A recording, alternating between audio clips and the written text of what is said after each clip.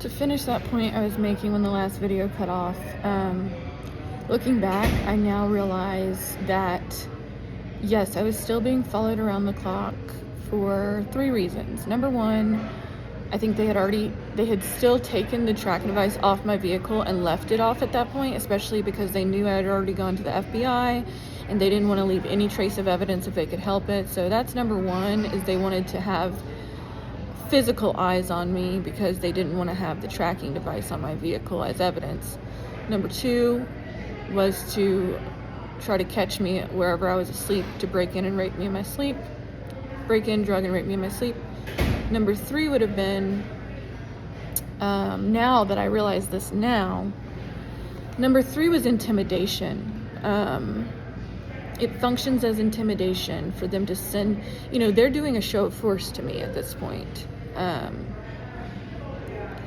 To show me, doesn't matter where you go, we're gonna find you and we're gonna follow you. And the whole picture taking thing at the airport also fulfills that function. The first thing that came to mind when my picture was taken by those 2 different people at the Dallas airport was, okay, there's someone at the top of this thing who they're taking a picture of me to send it back to whoever is at the top of this thing and say, look, we found her, job completed or whatever. And I still do think it was that. Obviously the picture was being shown to someone, but think about it. It's like it's enough for them to do to show we're watching you kind of thing, while still being plausible deniability. Like, if I had just gone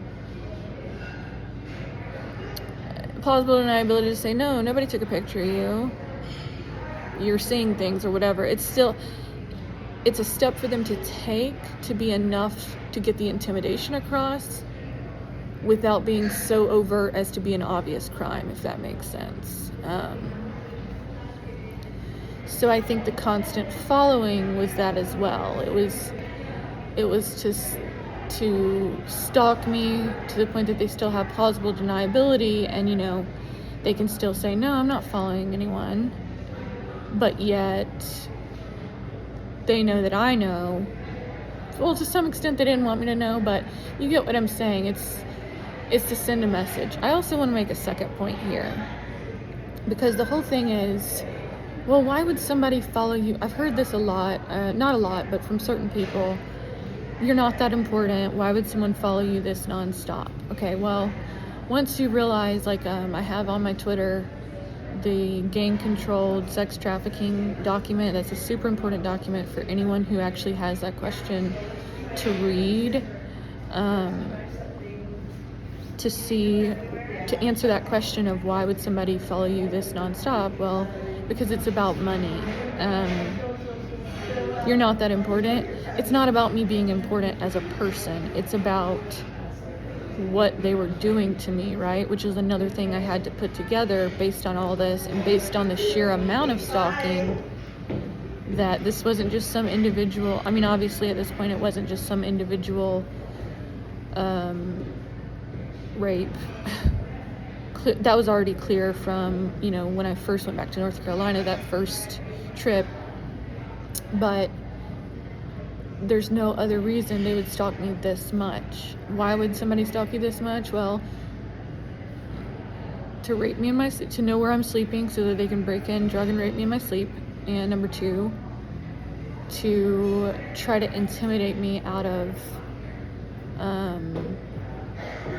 feeling free, to try to intimidate me out of getting to safety. I think probably to try to intimidate me out of going to police, probably to show, like, you can't run, you can't hide kind of thing.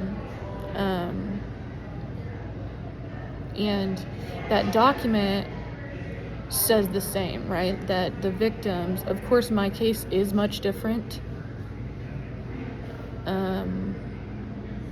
but that document does make it clear that the victims, the gangs doing this, in this case, this nationally organized criminal sex trafficking syndicate that engages in sex trafficking,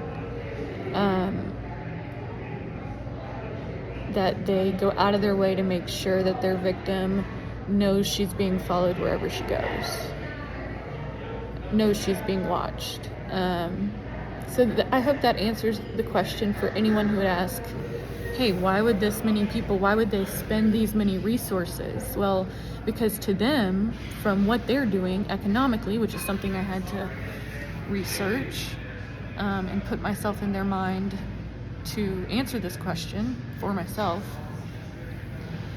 to them, I'm the resource. You know, these people deal in the trafficking of human beings. So, for example, like that document that I just referenced and other documents that I've researched in correlation to this say that, like, when they're trafficking someone,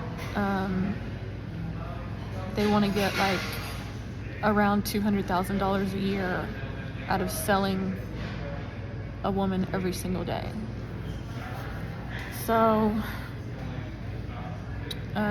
that answers the question of why that much following, because by that time they knew that they were never going to be able to control me by the traditional means.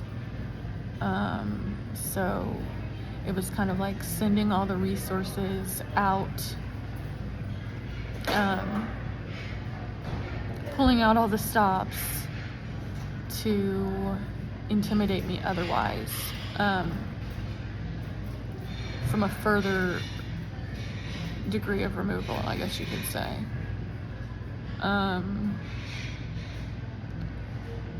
Yeah, so, okay, so now we're back, now we're to the night I went to the Houston airport.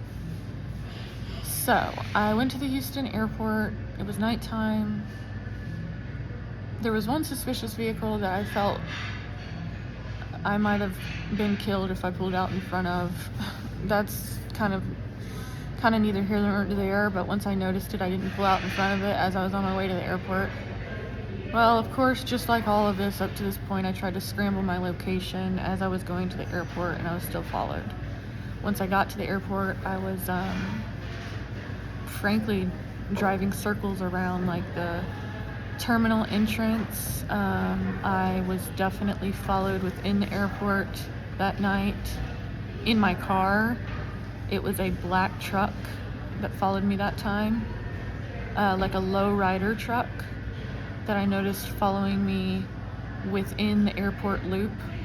You know, when you drive, you know, it's got all these different lanes, like terminal here, parking lot here.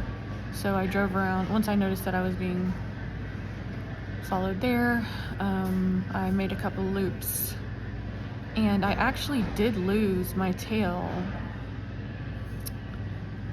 by making those couple of loops. And that's hugely significant because up to this point I had not really lost my tail at all. Because I was so persistent in continuing to like drive circles around rather than pull into the parking lot, I did lose my tail within that airport in my car. That is hugely significant because up to this point I had not lost my tail at all. And I knew up to that point that there was still no tracking device on my vehicle. I was pretty sure, again, because of everything else taken into account, I was pretty sure there was no tracking device on my vehicle. So to me, it felt like that was my opportunity to get away. How did I lose my tail? I waited for the opportune moment and did a couple duck and dives in my car and then pulled into the parking lot. And sat in my parked car in the parking lot of that airport for probably 2 hours, knowing that if I got out and walked to the airport that there would be someone waiting to spot me. So I did lose my tail at that time, and yeah, that also, looking back, that confirms that there was no tracking device on my vehicle at that time, that they had not put a new one back on. which would make sense with the fact that I was followed by so many people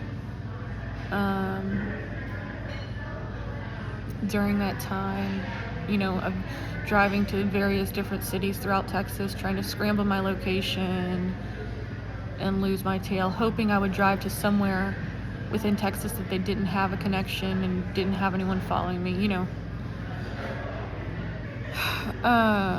Yeah, that confirms there was no tracking device on my vehicle, because if there had been, someone would have pulled up in that parking lot and parked near me, you know what I mean? So I waited a couple hours, and then I could tell they had lost me. I waited a couple hours, and then I went into the airport, bought my ticket, kind of ducked off in this little nook inside the airport, because again, I wanted to lose my tail, but I also didn't want to drive across the country at nighttime at this point. One other thing I want to mention about how many people were following me by this point while I was driving around random places in Texas just trying to lose my tail is that they were definitely trying to observe my habits.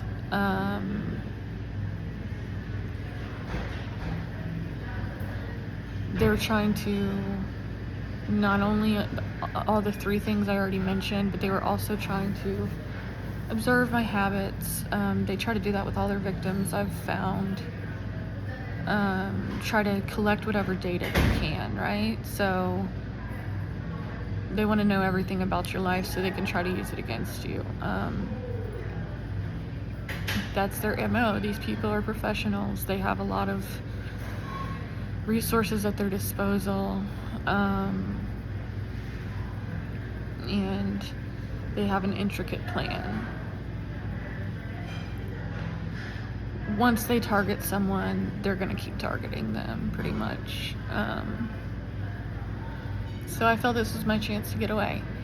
Hid away in a little nook in the airport where not a whole lot of people would have been able to see me for those few hours until the next day for my flight.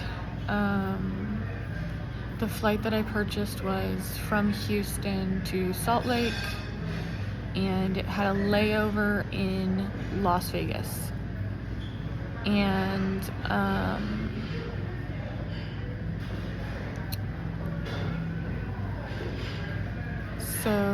so once I think TSA actually closes at nighttime at that airport, so I was stuck outside of TSA in my little hiding place. But I still knew I wasn't being followed, because I can tell, and I wasn't being followed at that point. So, but then again, there's not a whole lot of places to go before you get inside TSA. You've got to remember that at this point, not only did Gil know I was from Charlotte, but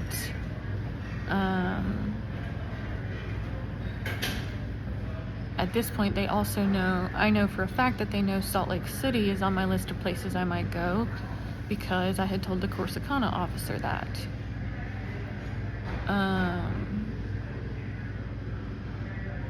And I already knew that information had made its way back to the syndicate via the corrupt officer in Stanford, Texas, who refused to take my statement and my report of the rape. So even if they've lost me for a few hours, they already, had predicted where I would probably go next. They had predicted that it would be either Charlotte or Salt Lake, and adjusted accordingly. TSA opened up. I went through TSA. I can look to the exact date of this that I'm saying right now. Pretty sure it was, I'm pretty sure it was May 1st. I don't want to misspeak though. I can go back and correct that once I look through my timeline that I have. But anyways, went through TSA and went to the food court to wait on my flight.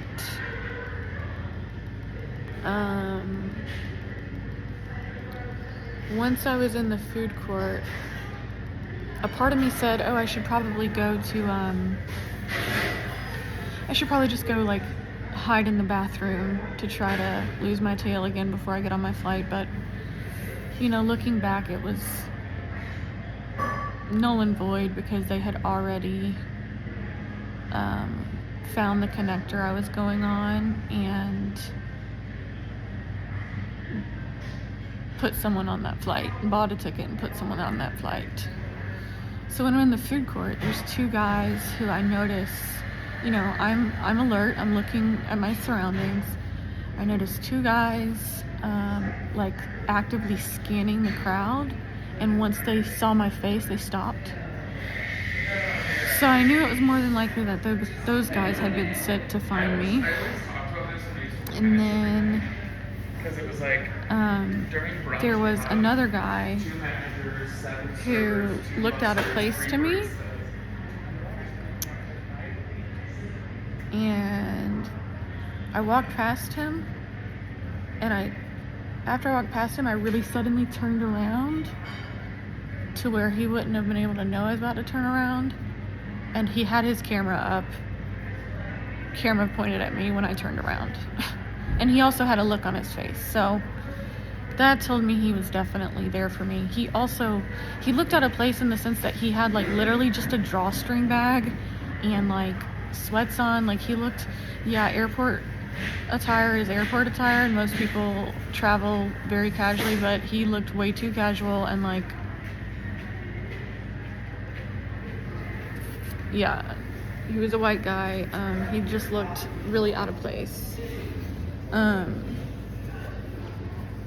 So once I sussed out that he had been sent for me,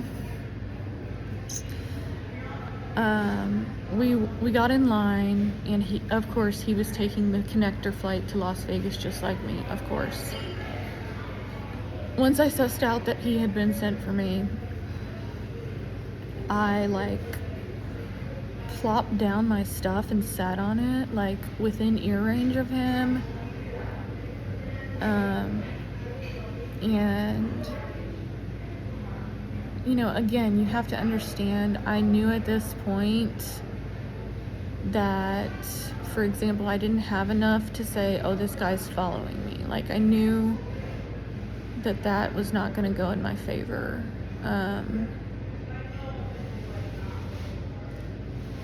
Unfortunately, that's just the reality. I don't know what to tell you. So, once again, I'm left to try to deal with this stuff on my own. I plopped down next to him, and I got on the phone, and I left someone a voicemail, and I was like, yeah, I've gone to the FBI, like,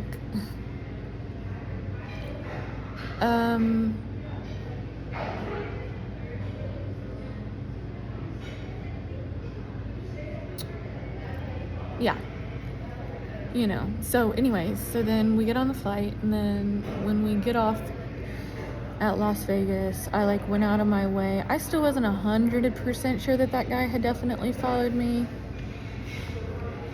because again, I'm thinking like, how much money do these people have, like, to keep buying plane tickets to follow me? Like, this is crazy.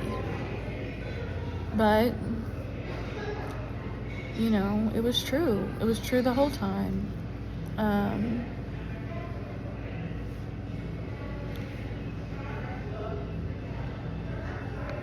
So when we got off at Las Vegas, I went out of my way to like go walk super far and go like sit down in a random part of the airport super far off, and also far off from where my connector would be, trying to hope, okay, well, he followed me on the first leg of this flight, but maybe I can still lose him on the second leg of this flight. just trying whatever I can to just try to get away from being followed.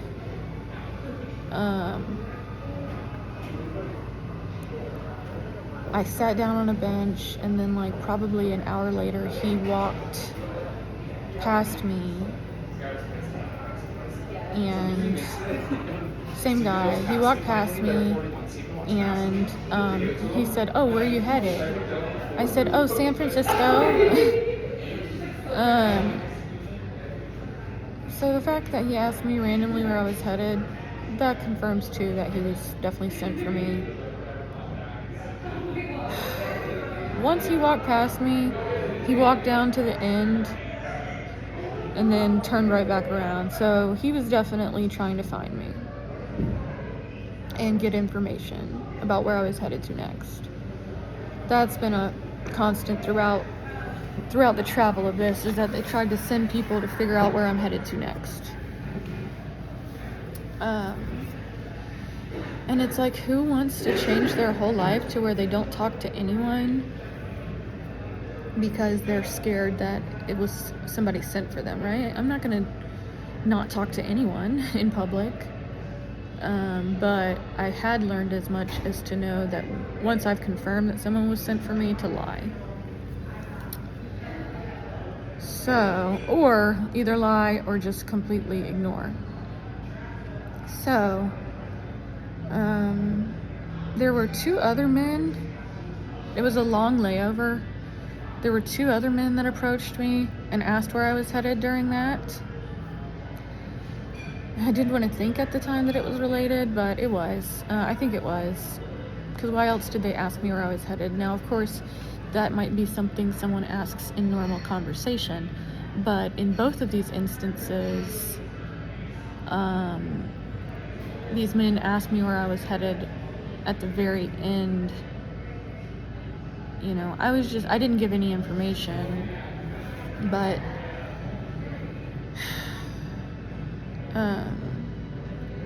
it's like this thing where it's like, how big does this thing go? Like, how many more people are they gonna send for me? Looking back, I think a part of it is, these are pimps, so I'm trying to put myself in their shoes. Not only are they working together, but I'm also thinking at that point, okay, I don't know if they have my picture on Backpage or what. Like, I have no idea. I still have no idea because nobody's investigated.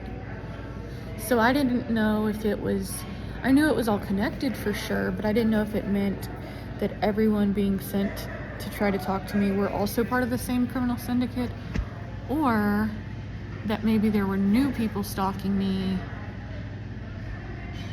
that I was just on some sex trafficking list by this point and there were new people stalking me.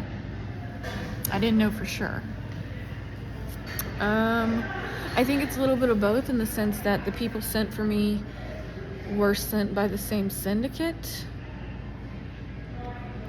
but it was just so many people that it was just like, it's like I'm in Las Vegas, like I'm in a whole nother place. Well, Las Vegas is a very, very bad sex trafficking place, but do you see what I'm saying? That, okay, these people are so well connected that people who are at the airport right now, while I'm just on my layover, are already approaching me. Like, it was unreal to me. What if those 2 guys who tried to ask me where I was going, those 2 other guys who tried to ask me where I was going, what if they just lived in Vegas and were trying to see if they could rape me or whatever? Also, they don't know.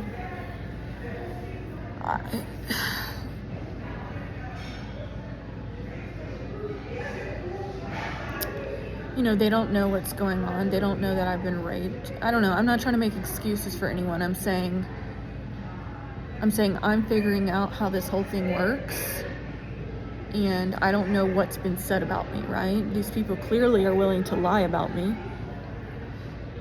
I knew that much by this point. So anyway, I lied to everyone who asked me where I was going, of course, and Or I think I just didn't say. I was just like, oh, just to a friend's, whatever. Again, it all seemed very normal. Didn't give up any information by that point, of course. But then again, it's like, I want to be a social person. Like, so yeah, so the time for me to get on my connector from Vegas to Salt Lake is approaching. And during that time, so like when I say other people had been sent for me, all those 3 men had been white men.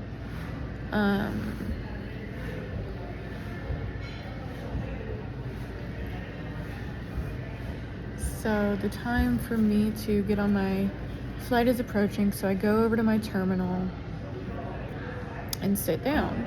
And I think I made a couple calls. I was just trying to update friends and family. I called a friend, I called family, and I was on the phone, and then I noticed a man who had already been sitting at the terminal that I was, he was sitting alone. That's an important detail. I have a picture of him. He's got, medium length curly hair, and he's wearing a burgundy sweatshirt. And, you could definitely say that he looks less out of place than the last guy sent for me. But,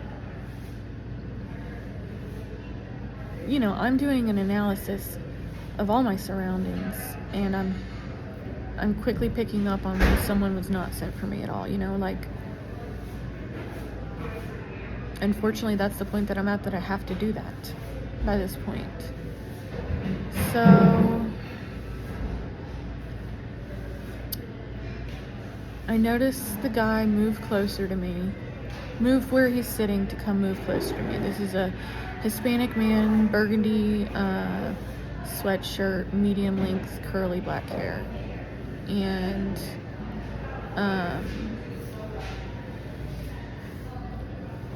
he moves where he's sitting. I take notice of it, but still, to me, it's not enough to know that something's up. Well, then he starts getting really, really, really nervous body language. Like tapping his foot and just really, really obviously nervous. Super nervous, but more than that, he's staring at me specifically. Like every time I look in his direction, he's already staring at me. When I get up to go to the bathroom and I come back, he's staring at me, so the whole nervous thing is like, could just be nervous to fly, but he was staring at me hard. So I still wasn't 100% sure by any means. We get on the flight, and then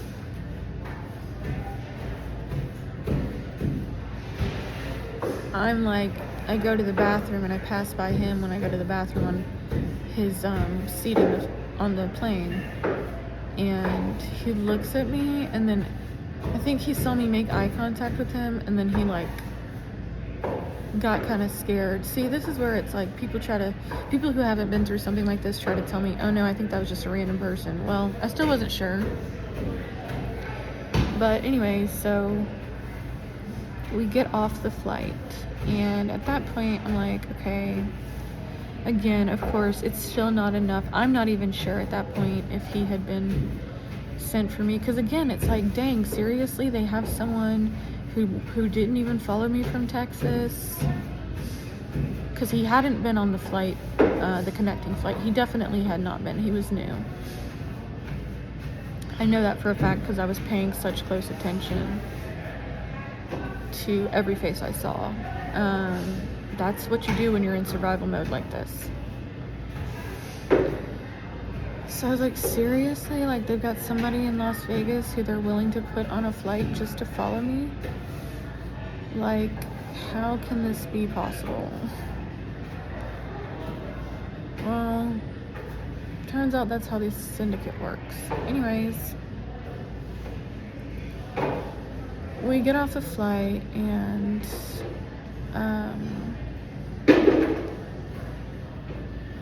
I hang back. He goes into the bathroom. When he comes out of the bathroom, I notice another man with a burgundy sweatshirt, another Hispanic male with a burgundy sweatshirt who has 2 braids, like pigtail braids, signal to him. Now, again, like I said, the fact I had noticed that man also, but nothing about him was suspicious to me. Like I said, the original guy with the burgundy sweatshirt with the mid-length curly hair had been sitting alone. So, I had noticed the other guy with the pigtails, but he was also sitting alone. Well, when the original guy, who I already was alerted to and paying attention to try to confirm for myself if I had been followed, again, this is when we're in the airport in Salt Lake City.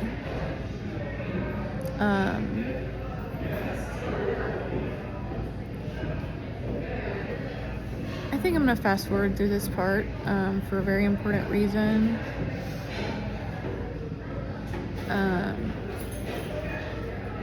So let's just say that we were inside an airport. There were 3 Hispanic males, all with the same color sweatshirt, who were going out of their way to make it appear that they were not traveling together, and who I figured out were traveling together because the guy with the pigtails directly signaled to the first guy. Then the third guy, he had a hat on and a burgundy sweatshirt, and he was like walking like probably 2 yards away from the original guy. So they were, once I put together that the sweatshirt thing was a thing, I saw that other guy that was like careful to not stand right next to the original guy, but was definitely following him. So that's when I was like, okay, this is not like switching cities again is not going to get these people to leave me alone. And so at this point I had already gone to police 3 times: Stanford, Corsicana, and FBI in Texas. But at that point I'm like, okay, what do I do? Because these people are still clearly like, I can't engage in cognitive dissonance and I can't just let this happen, right? Like, why would they follow me here? Well, I know for a fact that the fact that I was going to Salt Lake City is something I told the Corsicana officer, but I also told him that my mom was in Salt Lake City because he asked why I was going to Salt Lake City. So that means that this syndicate knows that I'm going with my mom. Of course, this is the internal process I'm having, right?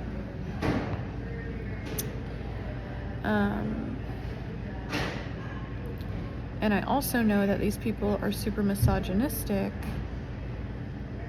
and, you know, I mean, just based on the fact that they're rapists and pimps, that they see the lack of a male as an opportunity. Even if you're with someone, if it's a female, they don't take that presence seriously. So not being alone doesn't stop them. My thinking at the time was, I don't feel like me not being alone is going to stop them from trying to break in to my mom's apartment. Turns out I wasn't wrong.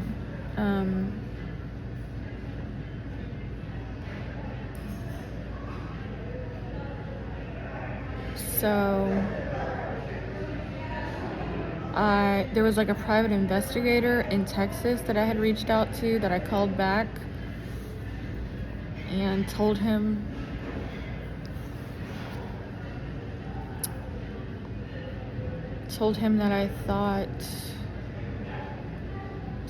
that I knew I had been followed to Salt Lake. I know for a fact that those 3 men followed me, right?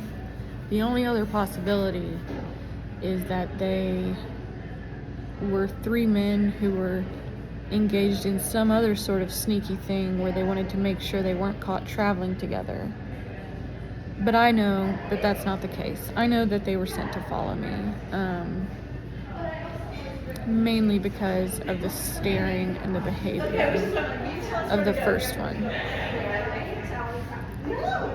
So by that point, I was like, I can't just let this happen, right? Like anyone would be thinking, like, I know these people are willing to break in, drug, and rape me in my sleep, and I'm not gonna just let that happen. Like, I've got to go to police again.